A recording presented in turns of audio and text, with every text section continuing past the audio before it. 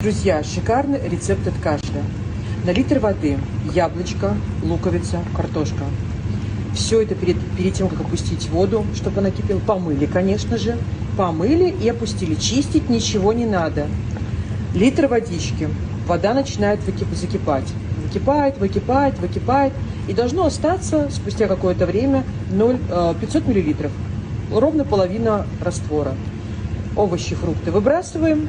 Раствор переливаем куда-нибудь и принимаем по 1 столовой ложке каждый час. Мокрый кашель 100% уйдет за сутки. Сухим тоже помогает.